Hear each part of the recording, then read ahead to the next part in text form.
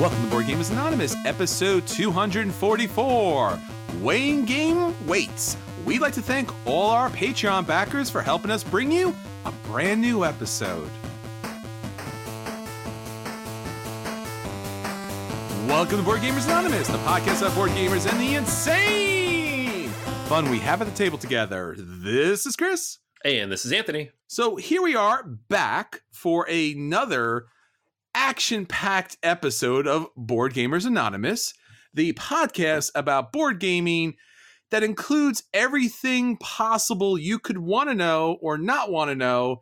And this week we are talking about something you probably never talked about, but since we already did first player tokens, this is now where we live.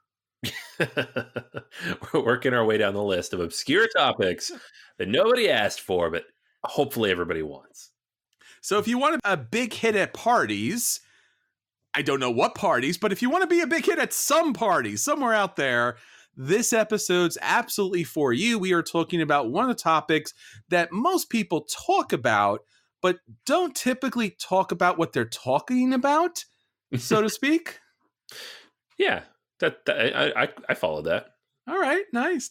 So we're talking about weighing game weight. So oftentimes people say a game is heavy, a game is light, even sometimes a game is crunchy. And sometimes you just let those things go by and think the person's having an aneurysm. And then other times you think maybe they're onto something. So for this feature review, we will be talking about one of these really interesting aspects about board gaming. But before we get into all of that very esoteric stuff, Anthony, BGA is doing a lot of really interesting things that are outside the mainstream, especially for board game podcast. We do a little thing in which when we get money for our Patreon account, instead of buying new equipment and new technology and going places like Essen, we give it back to the listeners. Is that actually correct? Am I getting that right? Yeah. We're crazy like that. We don't take the money. We don't profit off this. No, we want you guys to have fun, and the best way to have fun is with games. So we give away a game every week, and I try to be as clever as I can with the contests, and sometimes it works, sometimes it doesn't, but generally we have a lot of fun with it. So what do we have for this week? All right. So this week it is a caption contest. I threw up a photo, and therefore it is not particularly fun or interesting to describe on a podcast, but you can head over to patreon.com/BGA and you can see the photo. It is a trio of very good sports that presumably work for Asmodee with ridiculous looking things attached to their heads, representing the four different types of resources in Catan.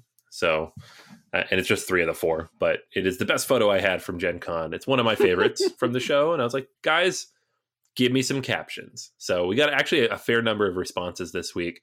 Thank you for everybody who wrote in, told us what you thought, made jokes at these poor people's expense who hopefully were getting paid for their efforts. Martin, you are the winner. You had the best comment. We discussed this before the show. We liked yours the best. And I'll read it. But again, if you want to see the photo, head over there and check it out. It is when even your game pieces try to run away to find a new game home. So we have just everybody dissing on Catan. What are you going to do? That's what happens when you reach the top. Everyone's gunning for you, so to speak. So if you would like to join in on Anthony's wacky contest, check us out at patreon.com/BGA. Your support helps a great deal. And you gain an opportunity to win a fantastic game from our friends at Game Surplus. For everyone else, please share the podcast with everyone else. That makes a big difference for us. We love to be anonymous. We love to help you find the best games, but we want to help everybody out there. So share, whatever social media you use, Facebook, Twitter, BoardGamersAnonymous.com, our guild on Board Game Geek, our YouTube account, or rate and give us stars on any of your different podcast listening devices. We would greatly appreciate that. All right, Anthony, so that's what's going on with BGA. Let's go on to our listeners. What's our question of the week? Question of the week this week. What is a genre or style of game you've never played but still want to try? So basically trying to figure out what types of games the largest number of people have never gotten around to playing. And if you asked me to guess, in fact, I'm going to ask you to guess Uh-oh. what the top 3 of these would be. And I'm assuming you'll get at least 1 or 2 of them because it's not that surprising. There's a couple, to say the least. I guess I'm going to go with Wargame. Oh, so close. How about miniatures gaming? No. Wow, that's really, really, really surprising. Let's go a little bit out of the mainstream. How about your just straight up party games? Somebody did mention party games. Yeah, that is on the list. I was actually surprised here myself, and I thought you'd get this because we talk about it all the time, but it is so far, like, we consider it such a fringe part of our hobby. Sure. 18XX. Yeah, I figured as much. It was the most commonly cited, followed by 4X, which is kind of in the same ballpark of the big, just heavy, sprawling games, which I guess could be, the war games you mentioned. And then third on the list was RPGs, which I was surprised by. Wow. A bunch of people have never played RPGs, apparently. So, yeah, I guess I could see that. Even board gaming kind of has almost everything, but 18XX, as you mentioned, is really a different genre in and of itself, and RPGs the same. All right, I see that. I see a lot of cool stuff happening. Yeah. No, I mean, and for me, it is 18XX. That's like the one type of game I've never really gotten a chance to try out at like the intended scope. I've played a couple 18XX-ish games that are much shorter, but I've never played one of the big, long 4 to 6 hour sprawling economic epics that these games are. So hoping to get a chance to do that soon. I know I'm in talks with a group to make that happen in the next month or so, but as of yet, that is still on my must play list. Yeah, I think for me, as far as genres is concerned, because I've seen this probably, I don't know, 10 plus years now, is the miniatures games. Mm-hmm. And I don't mean like the typical flight plan games, Anthony. I mean like the real, like, you have to build an army. You have to paint an army. You have to place guys out in this kind of terrain. You need tape measuring tools to be able to see if you have line of sight and if you could hit certain things. And it's always intrigued me. And I really like the idea of having my own type of army and putting that all together. And even painting that up seems like a lot of fun. It's just tends to be, as you mentioned, one of those genres of gaming that it really is a different select group of people. It's not even like, oh, they're playing a different type of tabletop game. Like, that is a whole genre in of itself. I mean, I feel like if that's what you're doing, that's all you can do. It takes so much time. Like, you don't hear about professional Magic the Gathering players who also have board game night 3 nights a week. They just play Magic the Gathering all the time because you have to if you want to be that good. Mm-hmm. And the funny thing about miniatures games, though, is I feel like a lot of people, that's how they got into board games in general, because those have been around for so long. I had a few friends back in the day who would go to the Games Workshop store at the mall and they'd pick up their stuff and bring it home and paint it.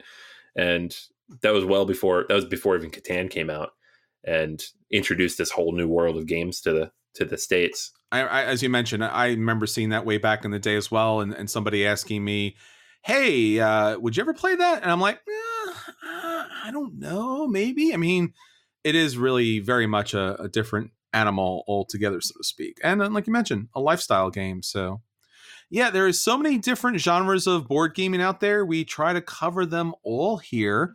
So we want to get all of that information out to you. So as Anthony is telling us here, our Facebook and Twitter account talks about the question of the day. So we really would love you to jump on there. Let us know your information so that we can share that with everybody else. All right, Anthony, so that's what's going on with our listeners. Let's get on to our acquisition disorders. What do you have up for us this week? All right. I have the newest Deluxeified game from Tasty Minstrel. And I feel like every one of these they put up makes it to my acquisition disorders. I don't buy many of them just because they are decently expensive. They're big, they're sprawling, and not every game really hits that particular spot that I'm really interested in. This one, though, I'm really on the fence about, and it's Emperor's Choice. So this is a Hisashi Hayashi game. Hisashi Hayashi is probably the most prolific Japanese game designer right now. He has a bunch of stuff. Yokohama is probably one of his biggest games, but just dozens of other games as well. Every year or so, you see another big one coming over. And so this is the newest one coming to the States via Tasty Minstrel, via Deluxifying on Kickstarter. And it is a auction bidding set collection type of game. It's about the Qin emperor in the 3rd century BC.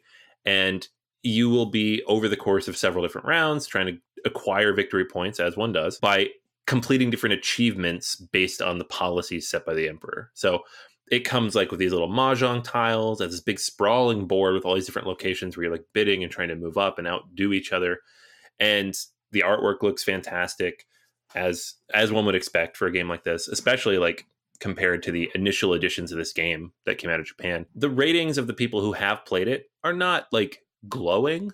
They're good, but not glowing, but there aren't a lot of them. So it's hard because Tasty Minstrel, they go out, they find these games that don't have a lot of coverage, not a lot of people have played, and so there's not a lot of information about them. And then, you know, you're spending a good chunk of money to get a nice fancy version of the game. I think this is $100, and you don't really know what you're getting, even though the theme looks fantastic and mechanically it looks like something I'd enjoy. So I'm on the fence on this one. It looks really good. If you like Hayashi's games, if you like auction bidding type games, if you like this period of, you know, Chinese history, then this is definitely one you should check out, because those are the things that attracted me to it and have me on the fence about it.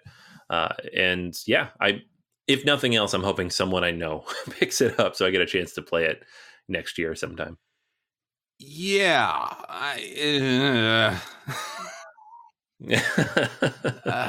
No? You know, look, this continues to be another challenge where you take what typically is an average to above average game, and then you throw everything at it as far as the deluxifying version is concerned. And what was maybe a $30 game is now a $100 game.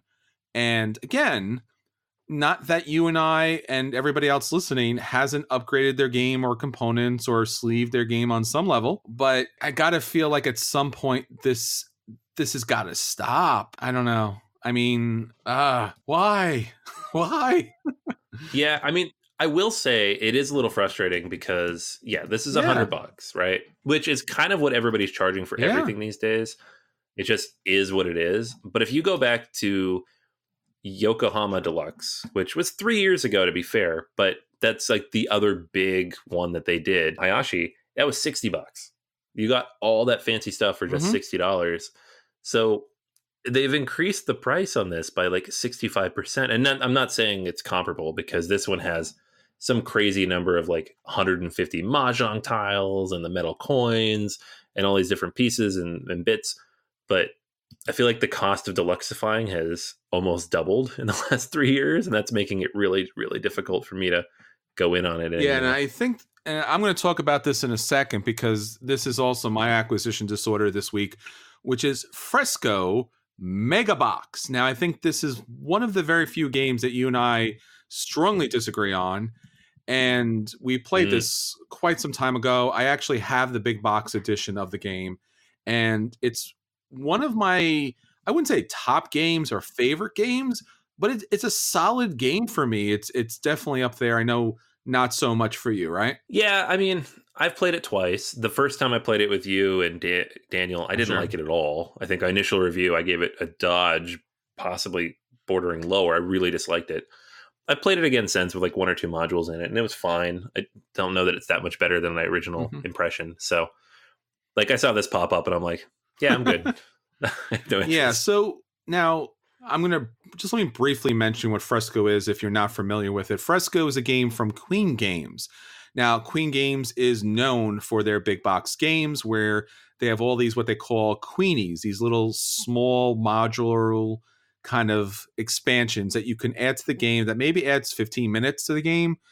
And sometimes Queen is good enough to actually tell you how much more time it will actually add to the game, which is honestly fantastic.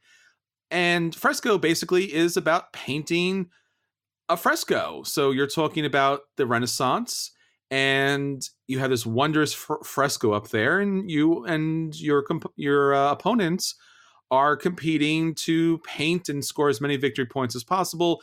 So the main mechanic here is you're picking up paint, You are mixing it up. You are picking up some additional things here and there, and you're running over to paint sections of the Fresco. As I mentioned, the modulars add a whole bunch of other things to the game, which are too numerous to mention. Seriously, they're too numerous to mention. So it's a fine game. It's been on sale multiple times. The big box has been on sale multiple times. So the mega box here has 4 new modules, including the card game and the dice game version that are included here. And I can't imagine how big this box is going to be, because I have the big box and it's impossible to bring to game night just because it's so damn big.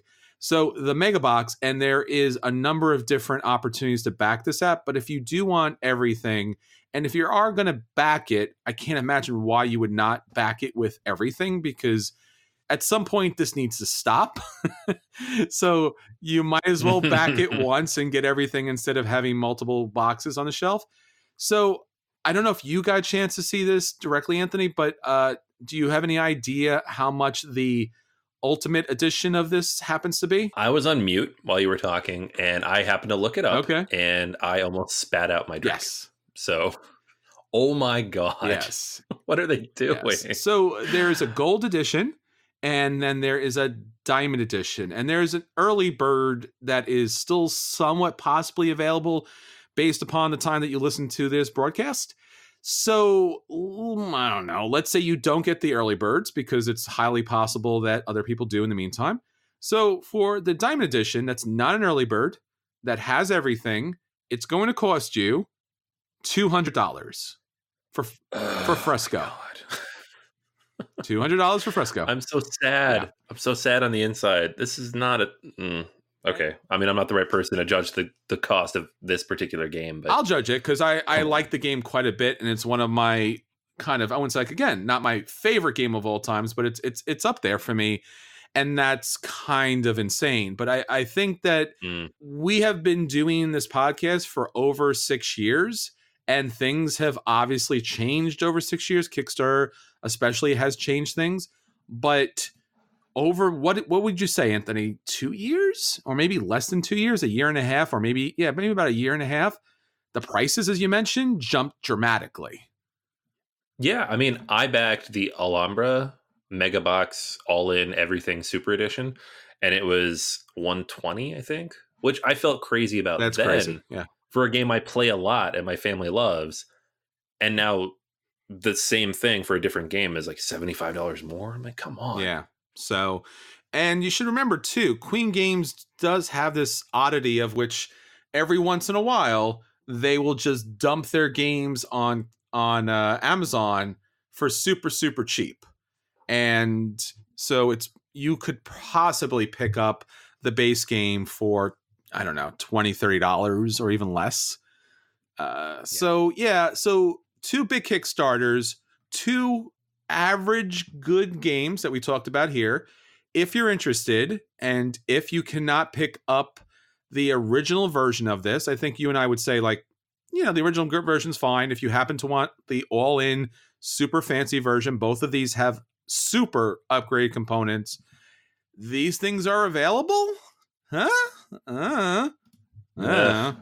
Just don't support it, guys. Don't do it. They'll keep charging us this much if we keep buying it. And that's why there are acquisition disorders. Heavy emphasis on disorders. All right, Anthony, so that's what we hope to get to the table once we hit the lottery. Let's talk about the games that did hit the table, because we did not hit the lottery, so therefore we had to play the games that our friends brought to game night. Yes.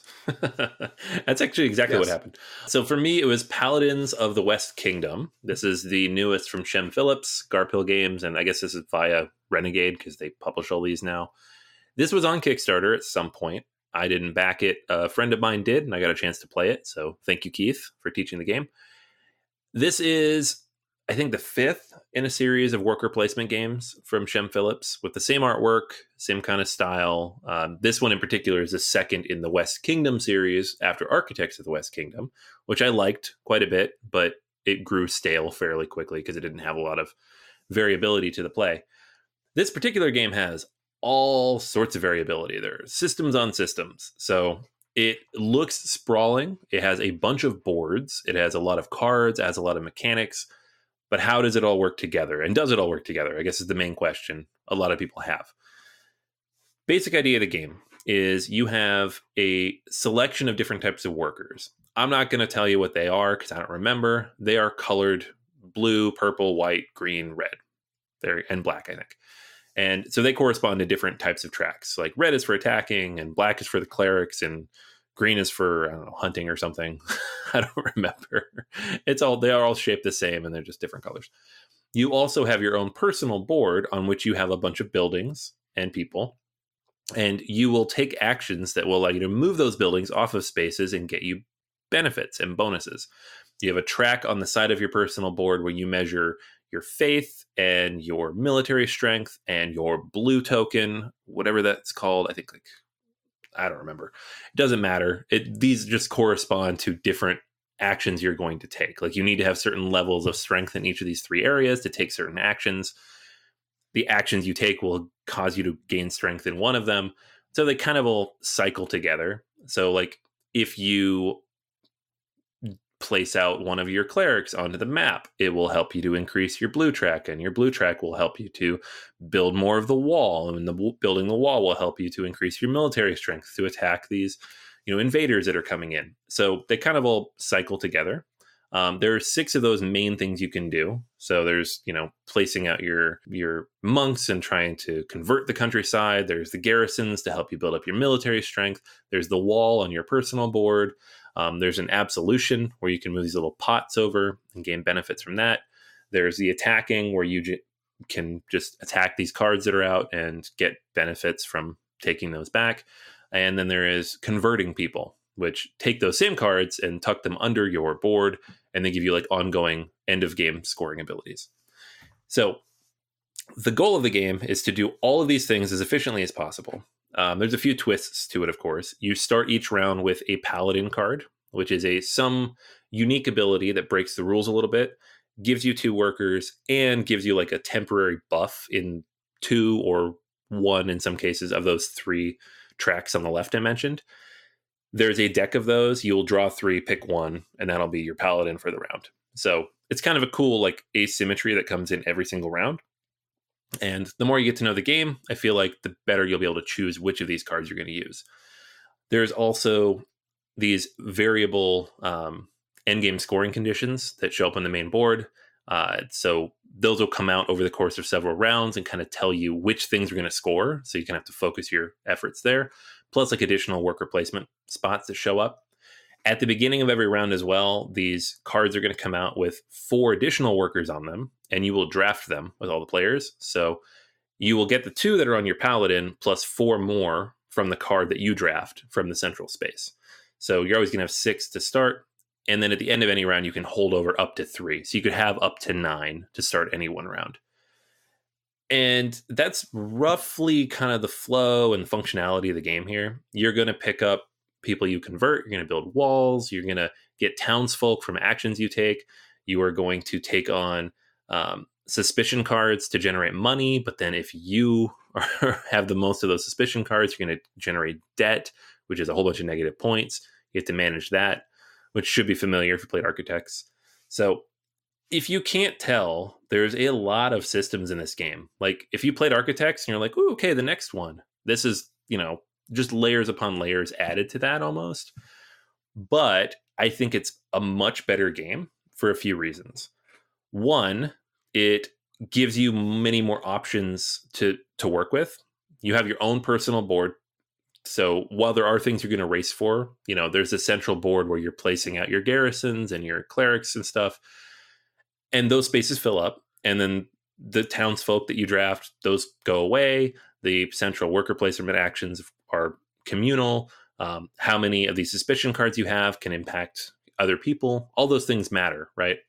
But at the end of the day, you can always take whatever actions you want because they're your personal board, right? You can upgrade certain actions to make them less expensive over the course of the game. You can try to build out your wall and get an engine that way, build out your endgame scoring and an engine that way. You get to decide how you build your engine. It's not dependent on what's happening on the central board where, your plans can get frustrated very easily. I like that a lot. I feel like there was a lot of different paths I could have taken. And in the course of the game, I could see where I took the wrong path and where the person who won took the right path and how to combo these things together and create a chain and all those things. I really enjoyed that quite a bit. All of Shem Philips' games, they feel really clever and interesting. And I feel like he comes at them with, I'm going to make a worker placement game, but different. And they generally are that, right? They are worker placement games, but somehow different. This one feels a little bit more, at the same time, like it's evolved to a certain degree, but also is a little bit bloated as a result. I don't know how to describe it. I still like it a lot. There's just a lot of things going on, right?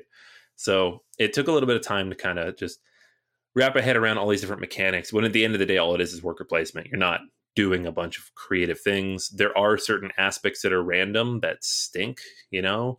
When you take those suspicion cards, those are bad for you, but you might just take them on purpose to get money. They could have 0 on them. That stinks, you know? And you just took that thing for no reason and it's going to hurt you. The draft of the cards at the beginning can be really punishing if you go last and you only have 2 cards to choose from. It could make you take suspicion you don't want. It could leave you with colors you can't use, especially at the end of the game. It's really brutal. So those are things that still rub me the wrong way and just kind of remind me of some of the issues I've had in his other games. But overall, this is probably the most fun I've had with any of his games. And I look forward to playing it again several times, ideally, because I just want to wrap my head around it more fully. So I'm going to give this one a strong play. I had a lot of fun with it. I think there are certainly some issues there that could be polished up with, I don't know, development of some kind. This is, again, a Kickstarter self-published game. But I think it's the best game he's put out thus far, at least, with this kind of system. So that is Paladins of the West Kingdom. Yeah, I got a chance to play this as well. And it was, as you mentioned, it was another game that I did not back myself. Someone did back it. I had played Architects of the West Kingdom and thought it was okay. It was quick. So it actually got a lot of table time with my game group because we could pretty much blow through it so quickly that it was never really particularly an issue. But it was always one of those games where you never really felt like, at least for me, I never really felt like I was really enjoying the game. Like, oh, there's some really cool elements here, picking up the different workers to give you special abilities and building the buildings and building the cathedral, so to speak. But honestly, putting together the cast of characters to help you do things always took way too long and was way too expensive. And building the buildings, which was a path to victory, typically was never worth your time. Although for me personally, it was the most fun element of the game. And since the building track was also, for the church as well as the buildings, that went up pretty quick. So you never really, again, for me, I never really felt like I did enough in that original game to say that I enjoyed it. Like, I played it. Yeah, this is fine. This is kind of fun. I get it. It just never really felt done perfectly or done well enough for me to sit down and want to play that or pick the game up. Paladins of the West Kingdom, this version is clearly a better version. I don't think that anyone could say otherwise. I mean, I think it's objectively true that it takes everything from Architects. I mean, this is almost the same game, right? You would agree, right? So many of the similar elements to it, so to speak. Yeah, I mean, it takes away the central mechanic that's different about Architects, like the ability to like arrest each other, take workers out of the game. That's like the core mechanic of Architects. And the reason that game is so interesting, that's not here. That's not what this is. Like, you don't interact with each other's workers at all. In fact, they're not your workers. You recruit them every round and then they go away. But the core idea is some of the cards are the same. Like the debt cards are identical, and some of the townsfolk identical. So yeah, absolutely. There's definitely a lot of similarities. And the Architect game, I mean, honestly felt a little silly, if not stupid. I get it. You put one worker down there, you get one piece of wood. You put 2 workers down there, you get 2 pieces. Like, I get it. I just felt that game, it just felt like you were doing, in some cases, more of an activity than was necessary for actually the gameplay. Let's go back to Paladins. Paladins feels like, from start to finish, a much better game, a lot more refined. Having your own player board lets you do a lot more to it. There's, as you mentioned, Anthony, there's a lot of different paths to victory, although some paths are more beneficial than others. So I think that's something that needs to be kept in mind. The only thing I will say about Paladins, well, two things I'll say about Paladins that kind of bug me a little bit. First is there is, as you mentioned, a lot of luck involved as far as when are you selecting the meeples to begin with, because you got the good stuff or you didn't get the good stuff. Mm-hmm. And the cards that you draw, the Paladins you draw, you got a good hand of 3 or you did not. And that was a little frustrating because somebody else happened to get the one that lets him kind of build. So he's at a, an early start where you got some other actions that you really can't do. Like, oh, maybe you could do attack, but there's nothing really there for you to attack at this point based on strength or what, position you happen to be in. So I felt that was kind of arbitrary. It just kind of felt like luck, or that main board where cards flip over, like, oh, you can get these extra characters, but I'm not the first player. He is. So he will get that bonus before I do. I'll eventually have an opportunity to get that. But right now, early on, that's a big bonus. So it felt like those kind of game mechanics that came into play were so arbitrary and so random that it was a little annoying. And then finally, I guess there is an aspect as far as this whole crusading element to it, the conversion element to it. You're basically converting and killing all of these people of color from the Middle East, which once again is somewhat thematic for the game, but it also was a little odd that here was my handful of all these white dudes and here was a pretty long display of brown men and women that I was converting or killing throughout the game. So that was a little bit of an oddity there. But overall, it is a better game than Architects. I guess if you have to play the one, Paladins is better. Although, as I mentioned, there are some problematic elements. For me, it probably gets a very, very light dodge just because I've played Architects so much that while Paladins is a mechanically better game, I feel like I've seen so much of it previously that I'm kind of burnt out from this particular little genre of games. That's fair. Yeah, I mean, I didn't play Architects a ton, but I could see if you played that a lot. This is played that a lot, yeah. More worker placement on steroids, right? Yeah, and it's just, a lot of the similar elements, which are not bad. And I guess, as I said, I think this is a much more refined version to it. All right, so let me talk about a game that, again, I did not have the opportunity to pick up myself, but was a game that I was really looking forward to playing. This is Cowboy Bebop, Boardgame Boogie. Now, Cowboy Bebop, for those people out there who are not anime fans, will probably have no idea what I'm talking about here, but Cowboy Bebop is a classic, famous, probably the most famous kind of adult, mature, and I mean that in a mentally adult and mature, not an explicit adult and mature, but in a really philosophical, humanistic, wondrous action and adventure and intrigue and a wondrous, beautifully sad and integral story. I mean, like, it's pretty much everything you could want out of the greatest movies of all time in a anime series, right? I mean, yeah. It's not just a great anime. Like, I feel like that's the indicator, right? It's not just a good anime. It's just a great television series. It's a great fantastic show. Yeah, it's a good story. It really is. And there's so many levels to it. You can go on YouTube and watch multiple think pieces about it and how they pull out certain elements. And I mean, there's just real big existential kind of questions there. And it's some of the best action in a TV series ever, as you mentioned, Anthony, which is perfectly said. So I was really excited about this because, again, huge fan, want to play this in board game, format. And then I've heard it was produced by Jesco Games. Now, Jesco Games has a lot of really cool IPs. In particular, if you are a board gaming Kickstarter fan, you may remember they had Mega Man, which had some fantastic miniatures, and honestly was the beginning of the end of why you wanted to back that game, because it was just fantastic miniatures. So, Cowboy Bebop. Now, again, if you've not seen the anime, basically it's about these bounty hunters who all have these really unique paths that are full of just challenging, problematic, sad, and dangerous stories, and they've all come together, this ragtag kind of like Firefly crew, and they're just trying to make their way through the universe as all these different things are happening, and typically most episodes are based around trying to capture these bounties, these bad guys that are out there.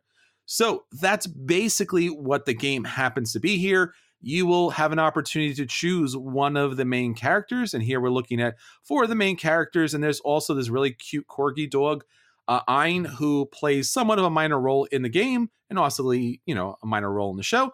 You'll take one of the 4 characters. They'll have different story elements that you're trying to complete throughout the game. And each of the characters will have special abilities and also have a different number of cards that are based upon their particular ability. Everyone gets a similar hand of cards that are going to let them to, battle or search out clues and such, or hack. And you'll have a different combination of those. And then basically what the game is you'll have those bounties that are out there that are going to give you money particularly. So you want to go out and capture those bad guys. How do you do that? You got to get some clues. You have to go to the right location. And typically the main mechanic of the game is you will play cards from your small deck of cards, and you will deal with the situations and the tragedies that come up by playing these cards. So basically a lot of it is a very simple, this is what's required. You play those cards. And if you can't meet those conditions, you can ask for help, because just like the show, this is a co-op. So the idea is to be able to deal with whatever your special conditions are from your unique players, because to complete those kind of missions are challenging. And the bad guys pop up, and all of the artwork is from the show.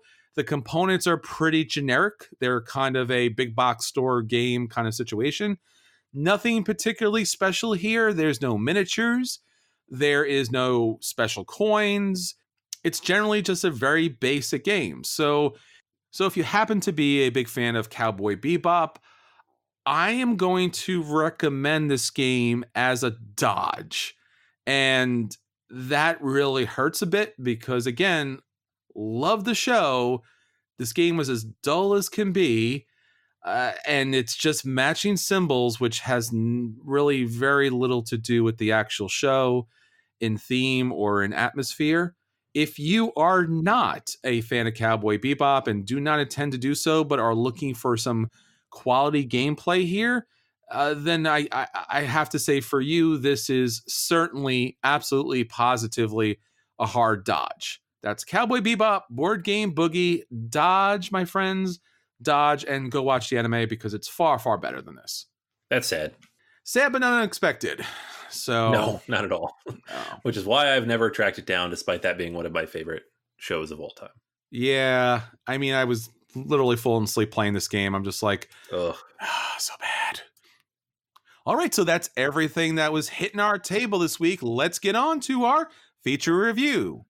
So for our feature review this week, we are weighing game weights. So one of the very strange and interesting thing about board gaming, especially hobby board gaming, is that Board Game Geek, and by proxy, so to speak, board gamers typically talk about their games based upon a weight scale.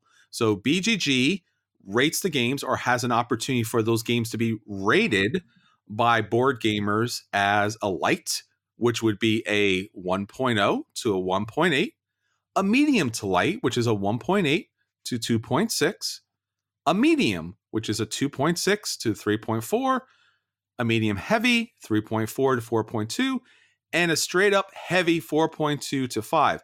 Now, if you've listened to our podcast previously, Anthony and I have talked a lot about game weights. We've discussed a lot about game weights. We've also had a lot of conflict about how heavy is a game.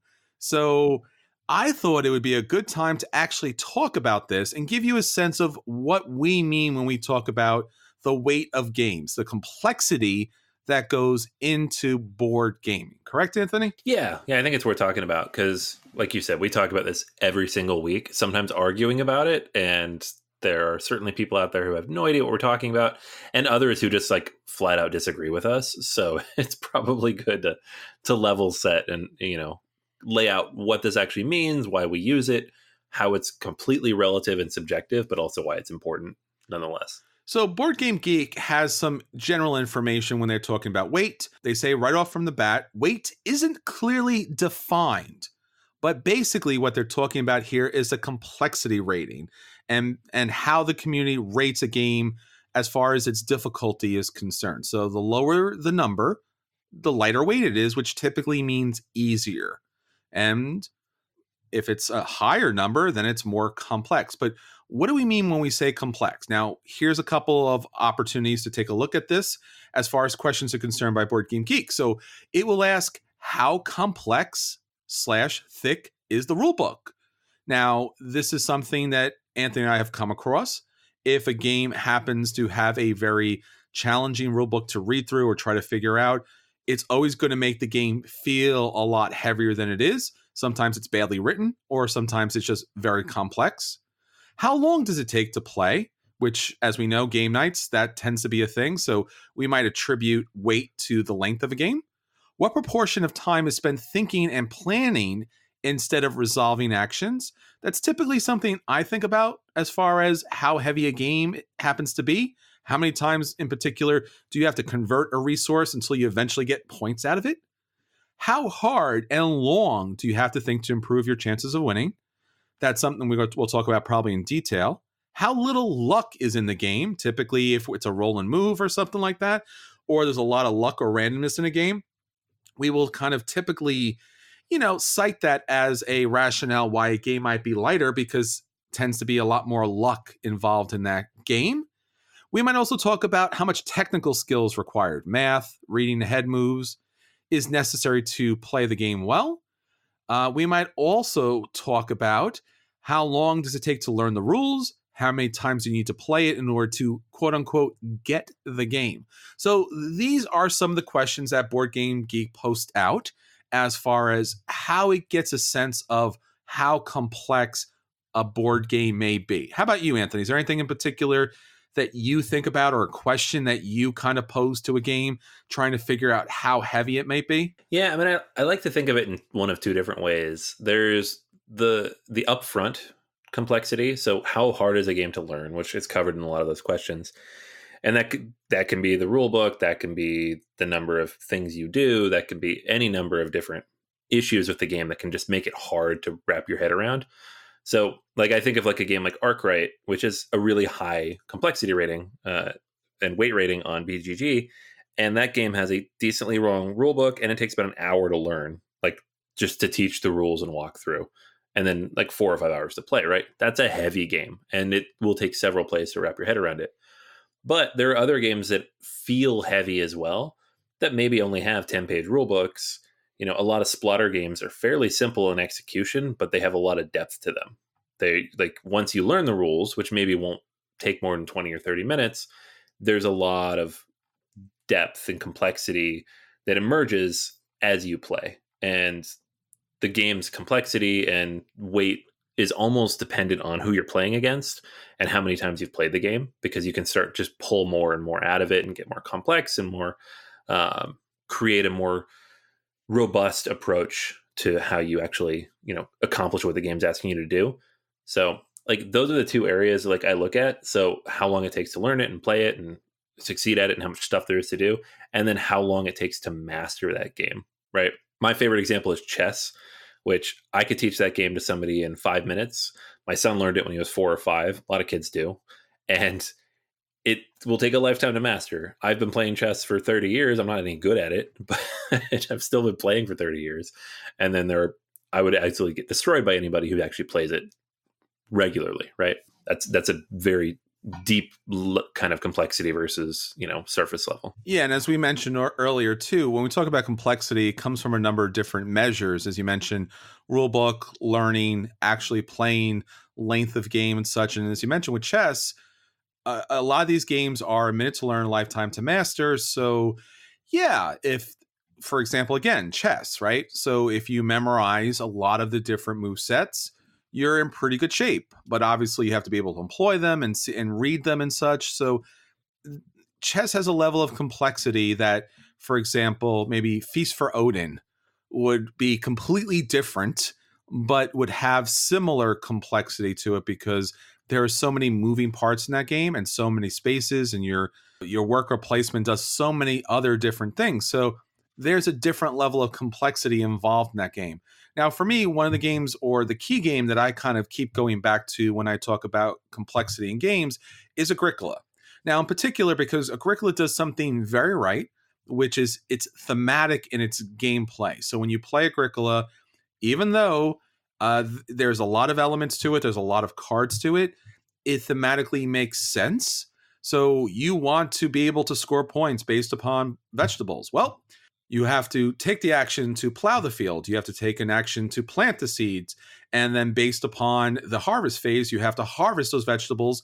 And then if you're looking to feed your family, so to speak, then you need a way to be able to do that. You could kind of feed them very simply, or maybe you want to bake bread or use some sort of other type of opportunity. So that has multiple steps that is required in order to take something very simple or a basic element and then eventually convert it into victory points. So when I'm looking at games, I'm looking how long does it take to finally get to the goal, which is 9 times out of 10 victory points, or what you need or is required to win the game. So again, going back to your example, Anthony, chess. If you want to win a game of chess, you're talking about a large number of moves as far as in order to capture the king in that game.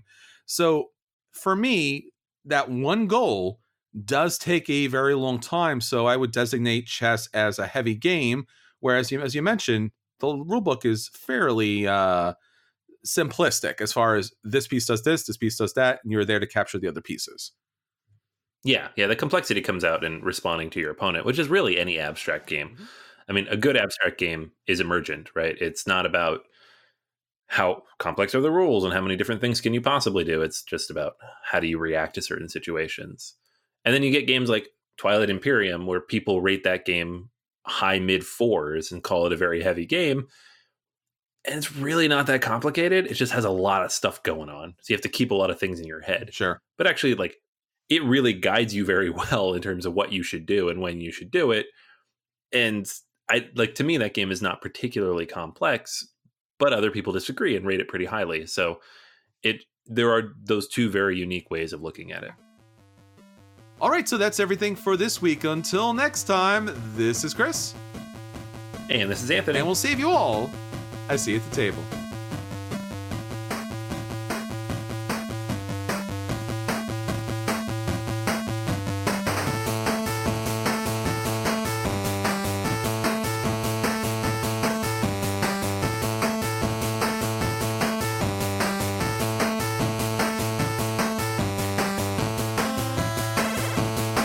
Listening to a proud member of the Dice Tower Network, dedicated to bringing podcasters together for the greater good of gaming. It's sort of like Voltron, but with better lip syncing. Find out more at dicetowernetwork.com.